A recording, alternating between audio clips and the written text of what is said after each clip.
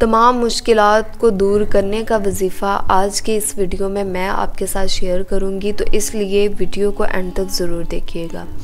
अल्हम्दुलिल्लाहि रब्बिल आलमीन वस्सलातु वस्सलामु अला सय्यिदिल मुरसलीन अम्मा बाद फ़अऊज़ु बिल्लाहि मिनश शैतानिर रजीम बिस्मिल्लाहिर रहमानिर रहीम। अस्सलामु अलैकुम वरहमतुल्लाहि वबरकातुहू। Welcome to Islamic Seeds channel. उम्मीद है कि आप अल्लाह पाक के फजल करम से नहायत खैर व आफ़ियत के साथ होंगे। और नाजरीन, आज आपकी खिदमत में मैं एक ऐसा वजीफ़ा लेकर हाज़िर हुई हूँ। तमाम मुश्किलात दूर करने का ये वजीफ़ा है। ये दुआ एक बेहतरीन और मुजर्रब दुआ है। इसके पढ़ने से तमाम मुश्किलात और बड़ी से बड़ी परेशानी दूर हो जाती है।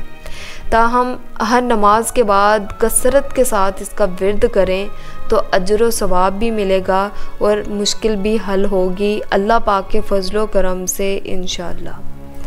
सैयदना उन्स बिन मालिक रज़ी अल्लाह अन्हा से रवायत है कि रसूलुल्लाह सल्लल्लाहु अलैहि वसल्लम को जब कोई परेशानी आती तो आप सल्लल्लाहु अलैहि वसल्लम फरमाते हैं, या हय्यू या कय्यूम बिरहमती का अस्तगीस, जिसका तर्जुमा ये है, ए ज़िंदा ए कायमो दाइम रहने वाले, मैं तुझसे तेरी रहमत की फरियाद करता हूँ।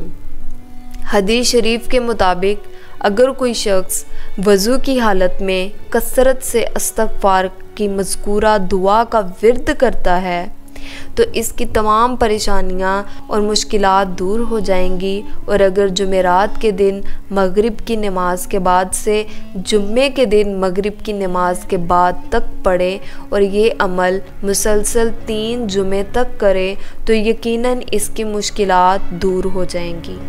और अगर वो इसे उम्र भर जारी रखेगा तो इसे दुनिया और आखिरत में भी कामयाबी और कामरानी मिलेगी इंशाअल्लाह।